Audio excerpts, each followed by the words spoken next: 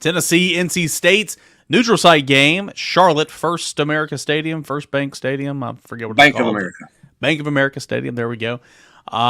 It's coming up on Saturday. Should be a good ball game. Of course, Tennessee opens the week as a touchdown favorite, according to FanDuel. And Austin, you look at this NC State team, it was a dreadful offense a season ago, but they did a whole lot to get better on paper in the offseason. Of course, we know NC State 38, Western Carolina 21 in the opener on Thursday. Less than explosive as we thought they'd be, but you had Grayson McCall, quarterback.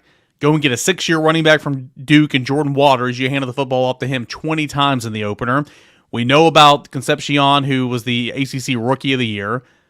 Jolly at tight end. Noah Waters at wide receiver. You return 4 starters on the offensive line. Again, on paper, that offense should be pretty good. Now, as Rob's pointed out several times, you're getting NC State in week 2, and I think that's a benefit for Tennessee. I agree. I think that they will get better as the year goes along, as they become more cohesive, because they have had so much change. They need more games under their belt, and we'll see how much they improve from week 1 to week 2. All the coach speak about how your most improvement is from 1 to 2. We'll find out, because they weren't really eye-opening in week 1. Now, did they look past Western Carolina? Maybe. I mean, look, Oregon only beat Idaho 24-14. So I think that can certainly happen, but it wasn't a perfect start for Grayson McCall. Did throw a pick at home. Tennessee's going to bring the house. How much does he hold on to the football? That to me will tell the tale, because if he holds on to it, I think Tennessee will get home, which I think is a recipe for success for the Vols, because I do think NC State's got some talent there on the offensive side of the ball, but is it that cohesive right now, or do they just rely on that guy right there to kind of do a lot of what they're trying to do? Yeah, I mean, if you go back and watch that game, Rob, against Western, it was one of those deals, and I don't want to compare it to Tennessee and Austin Peay, because I don't mean for it to be that way. But in that Austin Peay game, Tennessee had a chance to jump out really fast. They had wide open receivers over the middle, and it was a high throw incomplete, or it was behind them, and it was a diving catch for 8 yards instead of what should have been 50 yards or whatever. NC State had 2 or 3 of those in the first quarter where Grayson McCall just wasn't throwing it real well. Now, he ended up with 300 yards passing, but it was a completion, but it was a sliding completion, right? It was a receiver had to stop and kind of fall backwards to catch it because his accuracy wasn't good enough. You hit a couple of those, and all of a sudden you score 24 points in the first quarter, first 18 minutes of the game, and we're having a total different conversation here.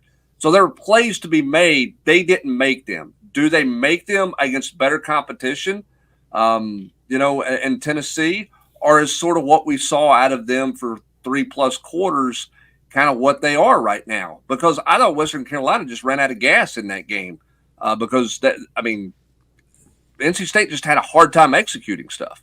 Yeah, I mean, I thought it's like we talked about whenever we talked about in NC State. I mean, I think that's what you'd expect a transfer guy to look like in week 1. The just timing off. I mean, big plays almost there, but not quite. And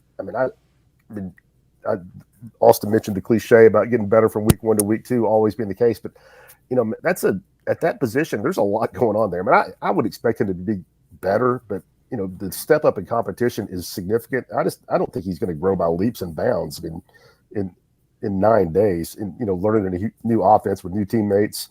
And man, the biggest thing that jumped out to me on that AP talked about it. He held it quite a bit.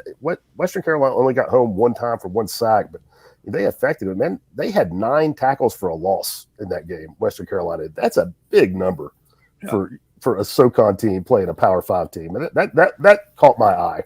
Well, it did me too, Rob, because I thought, and AP, I know that you've had some conversations too. I mean, Tennessee's belief this summer has been, that is a really good offensive front for NC State. They're returning players. They brought in a transfer from Notre Dame at center position. You got a legit NFL guy at left tackle. Yeah, a lot of people thought they were going to be really good on the offensive line. They just didn't play well in week 1. Now we'll see what it looks like in week 2, Austin.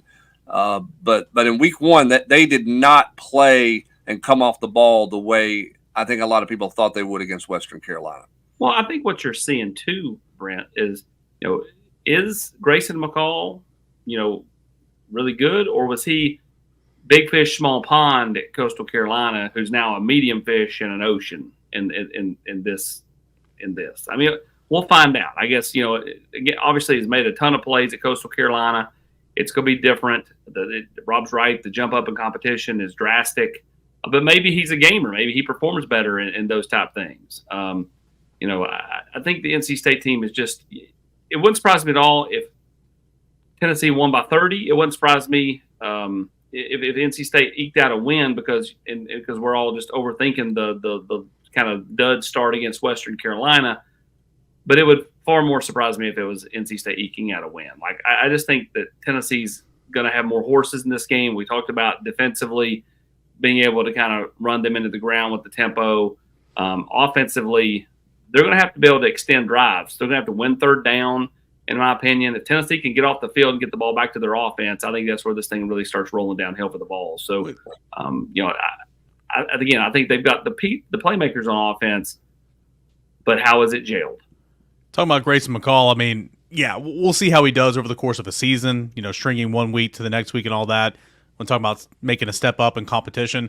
But his first test is going to be on Saturday. I mean, no doubt. I mean, Western Carolina, I mean, that defense is not anything like he's going to see for Tennessee and then on into ACC play and some of the bigger opponents he's going to play. And we got questions. I would add, Eric, too, like, how does he process at this level? Processing, in the Coastal Carolina League and processing in the ACC / playing up against an SEC opponent can be two different things. And that honestly might be why I need to call Jamie Chadwell and figure out how well he does process things. We got a lot of questions about Tennessee's secondary, and none of those questions, Brent, were answered week 1 against Chattanooga. They are going to absolutely get a test in the slot receiver that they kind of move on all over the place. KC Concepcion, he ACC Rookie of the Year last year. He went for over 100 yards, 3 touchdowns in week 1. He had 10 touchdowns a season ago. They'll line him up in the slot, outside. They'll move him all around. I mean, he's going to be getting a lot of good work for Boo Carter, for Christian Harrison, for Tennessee's corners. Jamal McCoy. I think that's a really good test, and they got to slow him down because obviously he's the go-to guy for McCall here in the early going. Well, I think it's going to also depend on how do they play linebacker stuff underneath, because a lot of his stuff is, shallow crosses, some stuff out in the flat, looking for yards after catch is a lot of what they're looking for, because I think they feel like they can.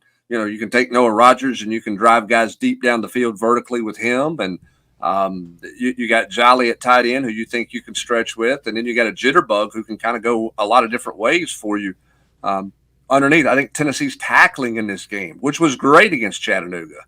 But this is a different level of speed. This is a different level of open field play this week.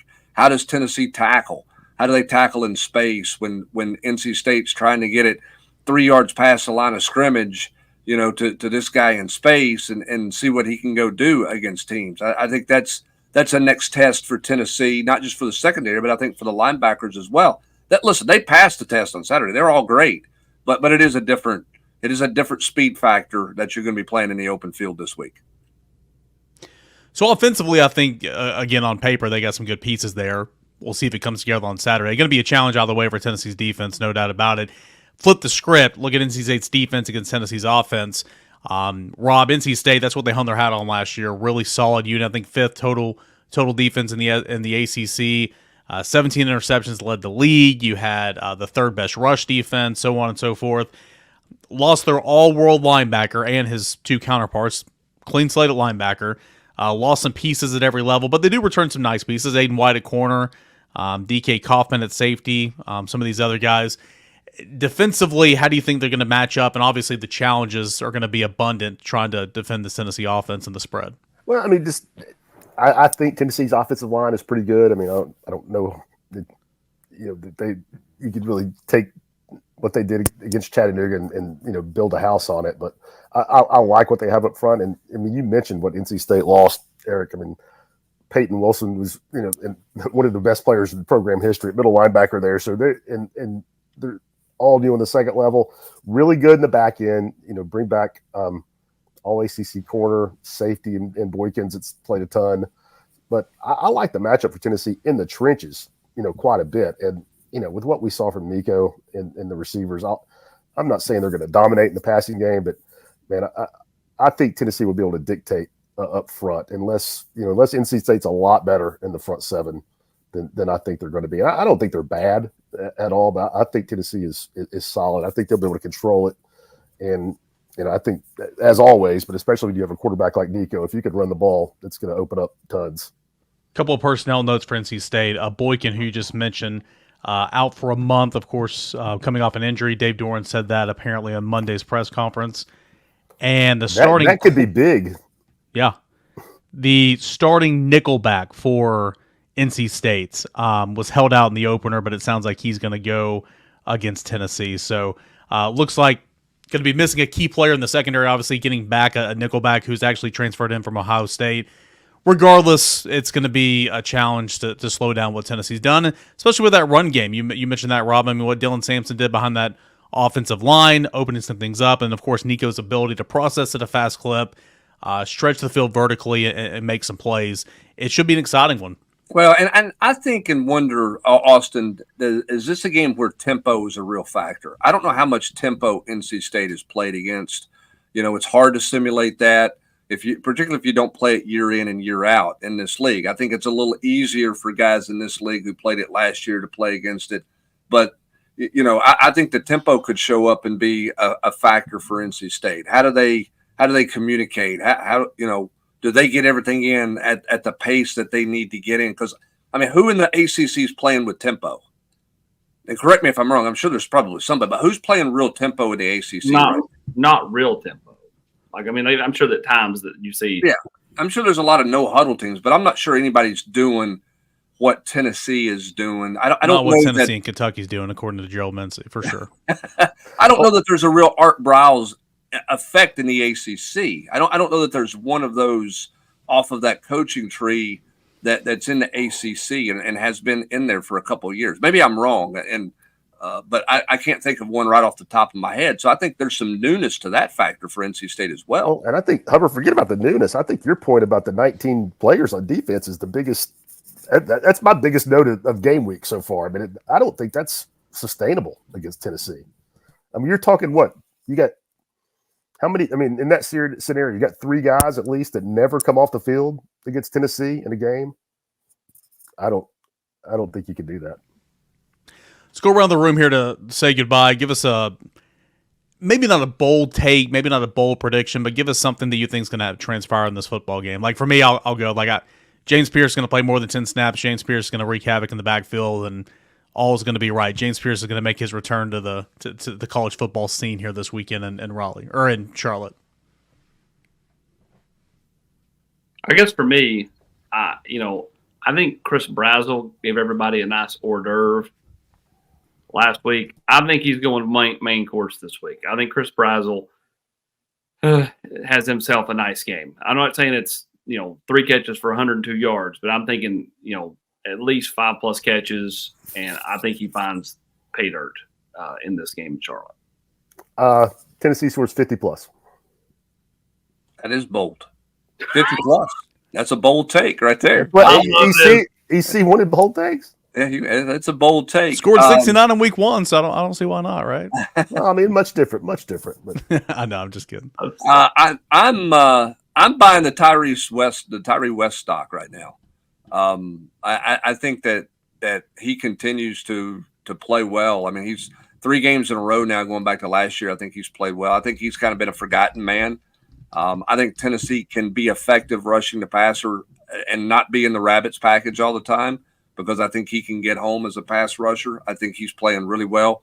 So I'm really buying some Tyree West stock with where he's at. I think he's a different player. I think he's got a chance to do some things. I look for him to harass Grayson McCall. I think Tennessee's going to speed Grayson McCall up real quick, really fast, and make him play a lot faster, a lot quicker than he's comfortable playing. And I think that's a huge advantage for Tennessee. So I like Tennessee's pass rush led by Tyree West. Yeah. The election commission just called me. You're only allowed to be the vice president of one player's fan club. So, you already have Brew McCoy cornered, and they are saying you have to make a pick. You have to make a pick. Are you abandoning your post as the Brew McCoy? No, I'm not abandoning anything there, Uncle Austin. I don't have 12 family members on this team like you do, okay? I don't have the Sunday night conversation boys, it'll be okay. Come over, we'll break some bread. I don't have those types of things. So I got a couple of guys I like here, AP. I'm a Brew McCoy fan. I thought he played really well on Saturday, and I'm impressed with what Tyree West did. That doesn't mean I'm a part of the fan club. It just means I'm impressed. Sunday night at Wasabi's.